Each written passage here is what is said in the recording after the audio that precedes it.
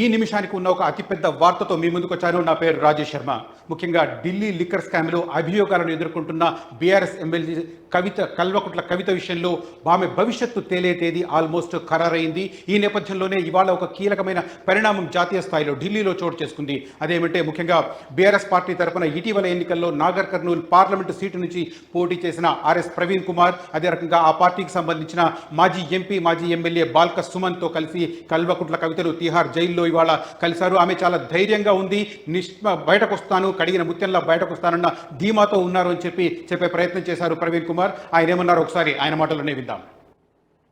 ఈరోజు తిహార్ జైల్లో మా నాయకురాలు తెలంగాణ ఉద్యమంలో కీలక పాత్ర వహించిన కల్వకుంట్ల కవిత గారిని కలవడం జరిగింది. వారు చాలా ధైర్యంగా ఉన్నారు.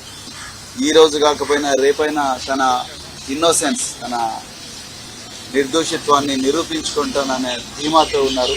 చాలా నిజంగా మాకు కొత్త ధైర్యాన్ని వారు నింపడం జరిగింది. మరి ఈ మొత్తం కేసు చూస్తే 2022 నుండి 2024 వరకు జరిగిన ఈ కేసు పరిశోధన చూస్తే అసలు పూర్తిగా రాజకీయ దురుద్దేశంతోనే ఈ కేసు పెట్టినట్టుగా మనకు క్లియర్గా అనిపిస్తూ ఉన్నది. నిజానికి ఈ కల్వకుంట్ల కవిత గారి ఈ కేసు ఏదైతే ఉందో, మొదట వారిని విట్నెస్ అన్నారు, దాని తర్వాత మరి సస్పెక్ట్ అన్నారు, దాని తర్వాత ఇప్పుడు అరెస్ట్ చేసి నిందితురాలుగా చేర్చడం జరిగింది. మరి వారి లాయర్కు నోటీస్ ఇవ్వకుండానే సిబిఐ వాళ్ళు కూడా జైల్లోకి పోయి మరి ఈడీ కేసులో అరెస్ట్ అయిన కవిత గారిని సిబిఐ వాళ్ళు లాయర్కు నోటీస్ ఇవ్వకుండానే జైల్లోనే అరెస్ట్ చేసిందంటే ఎంత ఘోరంగా ఉందో మీరు ఒకసారి ఆలోచించండి. మరి వారి కోర్టు, మరి రోజ్ అవెన్యూ కోర్టులో వారి కేసు విచారణ జరుగుతుండగానే బెయిల్ మీద మరి వాదోపవాదాలు జరుగుతుండగానే రాత్రికి రాత్రి మరి ఆ జడ్జిను మార్చడం జరిగిందంటే మీరు ఒకసారి చూడండి ఏ విధంగా వారిని వేధించాలని చూస్తున్నారు. పూర్తిగా రాజకీయ కక్షతోనే చేసింది.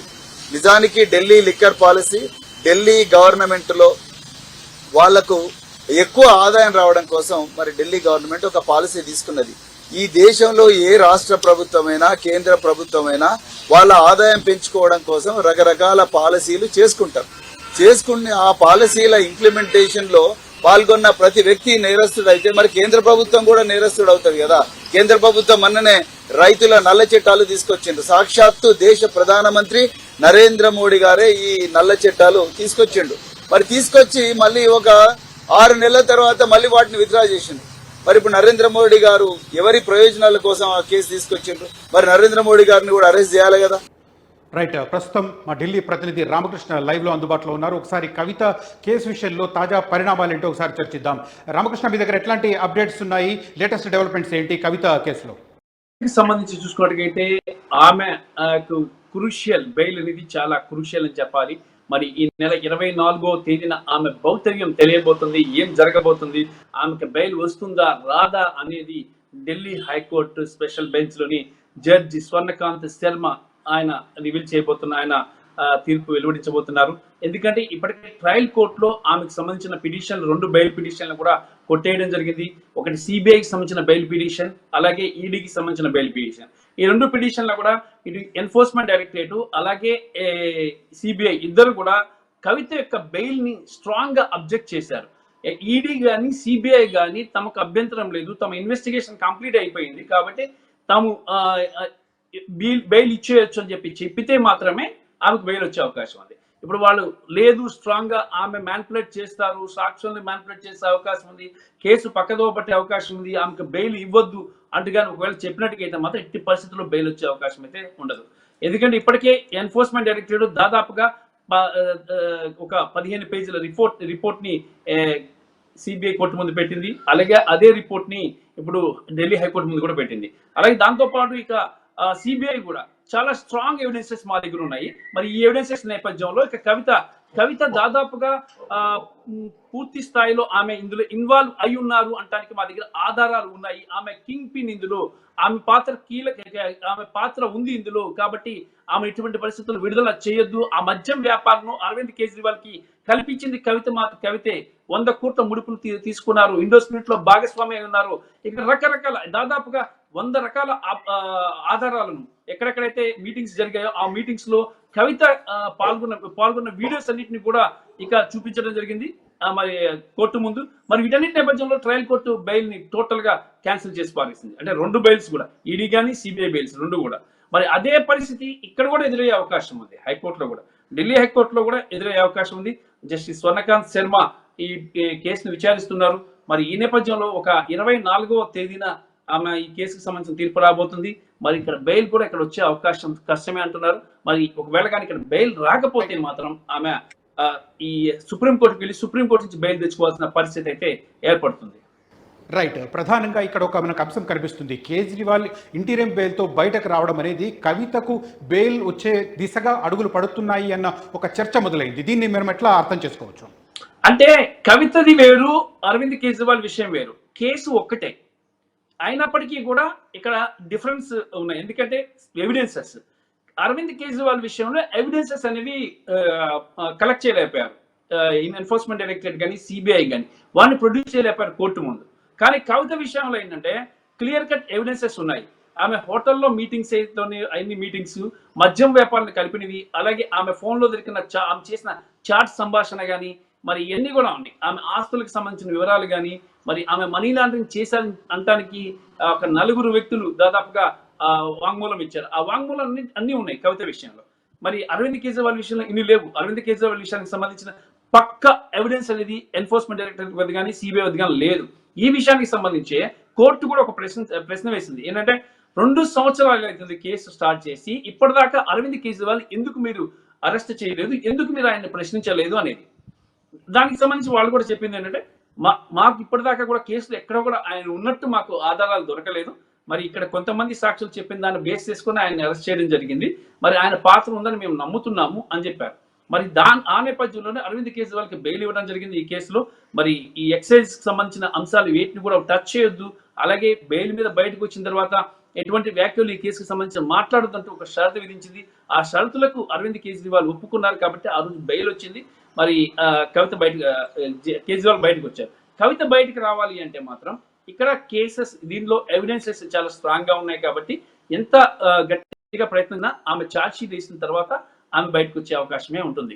ఎలాగో ఛార్జ్ షీట్ వేయబోతున్నారు కాబట్టి, ఛార్జ్ షీట్ దాఖలు చేశారు కాబట్టి, మరి ఆ దాఖలు చేసిన దానికి సంబంధించిన పేపర్స్ అన్నిటి కూడా కోర్టు పరిశీలించిన తర్వాత కవితకు ఎంతవరకు బెయిల్ ఇవ్వాలి అనేది డిసైడ్ చేస్తారు. అలా డిసైడ్ చేసిన తర్వాత కూడా ఎన్ఫోర్స్మెంట్ డైరెక్టరేట్ కానీ సిబిఐ కానీ ఒకవేళ కానీ వాళ్ళు అబ్జెక్షన్స్ కానీ రైజ్ చేస్తే మాత్రం కవితకు బెయిల్ వచ్చే అవకాశం లేదు. ఒకవేళ కానీ వాళ్ళు అబ్జెక్షన్స్ రైజ్ చేయకపోతే మాత్రం కవిత బెయిల్ మీద బయటకు వచ్చేసే అవకాశం అయితే ఉంది. ఒకవేళ బెయిల్ రాకపోతే మాత్రం కవిత మళ్ళీ సుప్రీంకోర్టుని అప్రోచ్ అయ్యి సుప్రీంకోర్టు నుంచి ఫ్రెష్ గా మళ్ళీ వాదనలు, ఇటు సిబిఐ వాదనలు, ఈడీ వాదనలు అన్ని విన్న తర్వాత వాటిని బేస్ చేసుకొని సుప్రీంకోర్టు బెయిల్ ఇవ్వాలా వద్దా అనేది నిర్ణయిస్తుంది.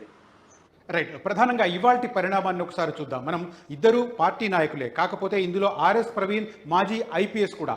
ఆయన ఇవాళ కవితను కలవడాన్ని మనం ఏదైనా వెరైటీ అంటే డిఫరెంట్ యాంగిల్లో చూసే అవకాశం కనిపిస్తుందా? అంటే ఇప్పటిదాకా కూడా కవిత తిహార్ జైల్లో ఉన్నప్పుడు కలిసిన వాళ్ళంతా కూడా వచ్చిన వాళ్ళు పార్టీ వాళ్ళు వస్తున్నారు, కలుస్తున్నారు. ములాఖతులో కేటీఆర్ వచ్చారు, వెళ్ళారు. అలాగే అనిల్ భత్తా ఇక్కడే ఉన్న ఎప్పటికప్పుడు కలుస్తున్నారు. వారంలో 3 రోజులు ములాఖత్ ఇచ్చారు తిహార్ జైల్లో కవితకి. మరి ఈ 3 రోజుల్లో ఎవరైనా వచ్చి కలవచ్చు. మరి కవిత ఆర్ఎస్ ప్రవీణ్ కుమార్ ఈ పార్టీలో చేరారు. మరి కీలక సీనియర్ పర్సన్, పోలీస్ ఆఫీసర్ కూడా. కాబట్టి ఆయన ఒకసారి కవితని కలిసి అసలు పరిస్థితులన్నీ తెలుసుకొని ఎలా ఉన్నాయి చూసుకొని దాని ప్రకారం ఆమెను ఏ విధంగా బయటకు తీసుకురావాలనే అంశానికి సంబంధించి కూడా చర్చించినట్లు సమాచారం.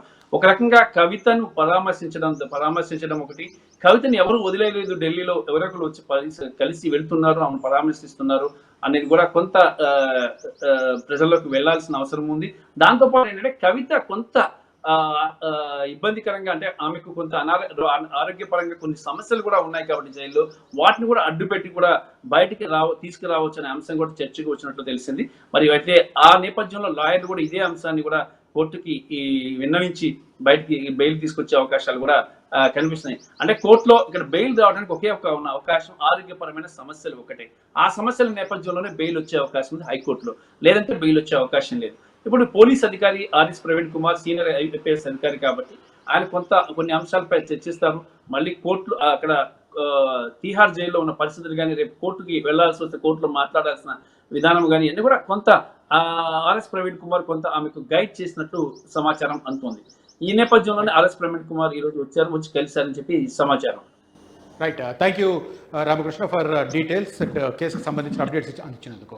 ఓవరాల్గా చూస్తే మే 24వ తేదీ కవిత విషయంలో అత్యంత కీలకం కాబోతుంది. ఆమె బెయిల్ మీద బయటకు రావడమా లేకపోతే మరికొంతకాలం తీహార్ జైల్లోనే ఉండడం అనేది మే 24వ తేదీ తేలబోతోంది. ముఖ్యంగా ఈడీ తనను అరెస్ట్ చేస్తూ సవాల్ చేస్తూ ఆమె ఢిల్లీ హైకోర్టును ఆశ్రయించారు. దానికి సంబంధించిన హియరింగ్ జూలై 24కు పోస్ట్ పోన్ అయింది.